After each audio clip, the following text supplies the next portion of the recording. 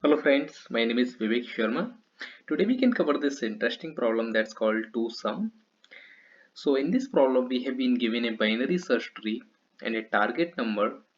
What we need to do, we need to find two elements in this binary search tree such that their sum is equal to the given target, right? So if we find any two elements that is present in this binary search tree, then we need to return true, otherwise we need to return false. Okay, so there is no constraints here, so I copied this binary search tree here. Okay, let's see here, right? So here the given target is 9, right? So we have been given 9. So now we need to find two elements. So let's see here, right? So 5 and 3, that is 8. 3 and 4, that is 7. But 5 and 4, they are equal to 9, right? So 5 plus 4, they are equal to 9. Okay, 3 and 2, they are 5, right? 2 and 4 is 6. 6 and 7 is 13. But once we find this combination 5 and 4, we will immediately return true. We don't need to further check any other combination like I was doing, right? So once we find any combination, let's go ahead and return true. If we don't find the combination, let's keep searching in the binary search tree. So let's see what are here observations. First of all, this is binary search tree, right? BST means binary search tree. So when we say binary search tree, it means it will have the unique elements, right? Why it will have unique elements? Because in binary search tree the property says that left side will be the less than the root and the right side will always be the greater than the root, right? It means there will not be any elements or the numbers, they will be equal to each other, right? Otherwise it will not fulfill binary search tree property. That's why it will have the unique elements.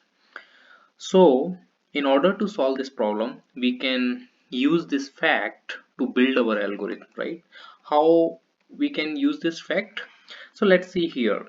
If we have to find the sum, I mean the sum of two elements, how we find, like, right? If it is an array, then it's easier, right? We can just have the looping and we can check one by one, right? So let's say, let's talk about the two sum problem, right? Even if we have been given array, one approach was basically we were using the two for loop and then we were checking each and every element. If the sum is equal to target, we were returning true, otherwise we will just keep checking, right? That was the brute force. Other approach was in the two sum when we were using array to use the some additional data structure, right? So the same fact we can use here as well, right? This is of course not an array, so it will be bit tricky to use two nested for loop, but we can use the fact that is having the unique element. So which data structure do we use if it is the unique elements, right? So if there are unique elements, we use the data structure called set. So we can use the set here. And how can we use the set here? So let's see. Okay, so let's say I'm having the set and I'm storing the values in the set, right? So first value is 5. Now once I go to the left side, it is 3. Now I can check simply whatever is in my whatever is the target. So target is 9, right? And then I can just simply say whatever the current node, so right, so left side the current node is 3 here. So what is the value? 6. And I can check if this 6 already exists in the set or not. If it does not exist, then it means I need to keep searching. If it exists, it means I will immediately return true, right? So that is the only thing that we can check. So target minus the next item is 2 and that is 7, that does not exist in the set. Then what we will do, the next element here is 4, so 9 minus 4 and that is 5. So 5 is already exists in the set. So if it already exists and it is matching this 9 minus 4 equal to 5, then it means we will go ahead and return true. So that is the approach. Now let's convert this thought in the code. So what we will do here, let's go ahead and return the helper method, because here we will need the additional data structure. So let's say does target exist. Okay, so root k new has set. Okay, so private boolean does target exist here. Let's take root int target and let's say this is So integer, and then let's say this is set. Okay, so first of all we will write the base condition. So if basically root is null, then why we are returning false? Because the return only true, we will return only true once we will find the corresponding element in the set, otherwise it will be false, right? So that we can again check. All right, so now the other thing, let's do basically, because it's recursive, so let's divide it into the two part, left part and right part, so that it can do the same thing recursively for left side and right side. So does target exist here? This is root dot left target set. Okay, boolean is right. Does target exist? Root dot right target set. Now go ahead and return is left or is right. Why we are using or? Because if it does not find on the left side, let's go ahead and explore the right side, right? So if any of them is true, then we will return true. If any of them is false, then we will explore the right side. All right, now let's do the set thing, right? So what we will do, we will just go ahead and add set. So when we will be adding the into the set, right? So in the set we will be adding root dot well.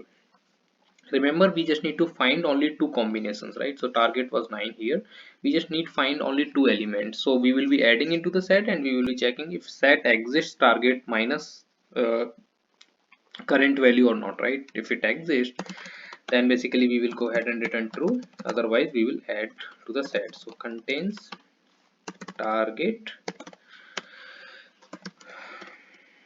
minus root dot well, then go ahead and return true, else we will add to the set. So that's the simple thing we can do, right? If it already exists, so why we are having this condition above than this? Let's understand this, right? So let's go to the whiteboard again. We are first adding the item in the set, and then we can check, okay, target minus current, if it is equal to the previous element or not, right? If 9 minus 3 equals to 5 or not, no, it is 6, then we will add 3 to the set, right? Similar 9 minus 2 equals to 7 or not? If not, then let's go ahead and add 7, because these are the elements that we are keep adding in the set, right? 5, 3, 2, and then again we will be checking, okay, 4. So 9 minus 4 equals to 5. Yes, it's already present in the set. Let's go ahead and return true. So if basically we need to add all these elements in the set, and so that's why we are adding the set basically here, and this contains will be executing once it will have some value, right? Once it will have some value, so that's why we need to add first and then we need to check in the set. So here you can say like, okay, it is above then this add. Then why I am saying that adding first? Because this condition in the first iteration it will not be working, right? I mean, it does not make sense. In the first iteration it will not have any value. So let's start from here. I'm starting from 5. Set is empty, it will not have anything. Then this set dot contains target minus root dot well is 5. 9 minus 5, 4. It will not exist, right? Then it will add set to the 5. Then it will check, okay, 5, 9 minus 3 is 6, that does that exist?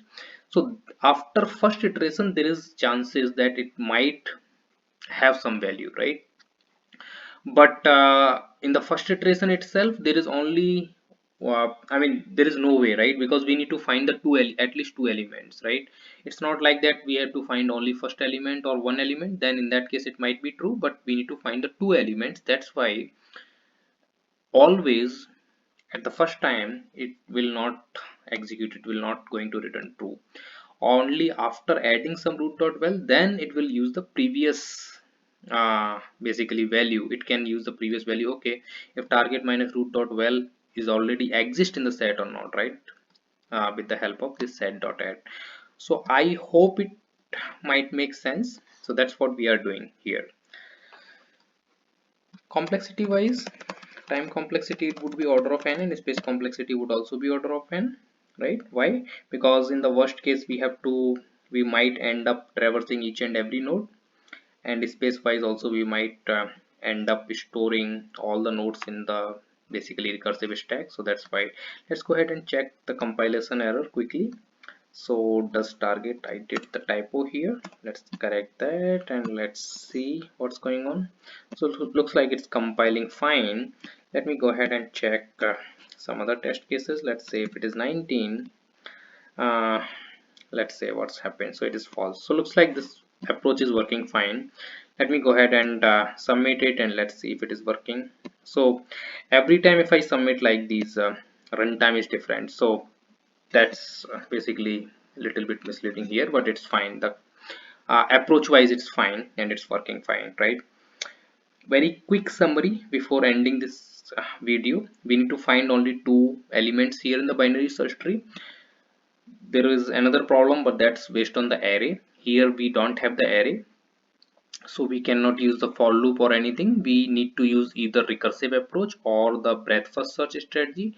Recursive approach is generally well suited for this approach because we can just recursively find, uh, basically we can traverse left or right side in this manner, right? We can just recursively find either left side and right side, and we can use the data structure of set. Why? Because it is a binary search tree, and in binary search tree there are unique items, right?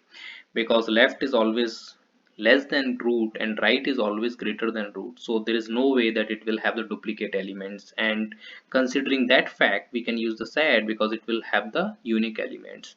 So first we will add to the set every root, and we will be checking target minus current root. If it is already existing in the set, if it is existing, return true, otherwise return false, right? So that's what we are doing. We are checking here. This line is not going to work at the very first iteration, as I explained earlier. First of all, it will be adding root.well, and once the set will have at least one element, then it will make sense in the next iteration. It will using the basically target minus root.well, because we already stored something here in the previous iteration, right? So in the next iteration it will check, okay, set contains or not. If set does not contain target minus root.well, it means it does not have two elements, right?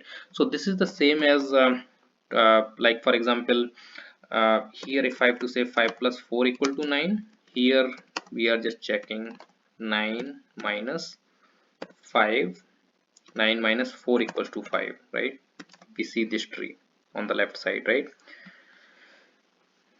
So that's what we are doing. Either we can check like 5 plus 4 equals to 9, and similarly we are checking here 9 is target and minus 4. So if we reach to the 4, if it is already exist, this node is already exist in the set or not. So the same calculation just in a different way, so that we can use the data structure called set here. I hope it makes sense. If it does not make sense, or if there is any doubt or clarification, then just please feel free to let me know. Thanks a lot. Have a good one. Bye.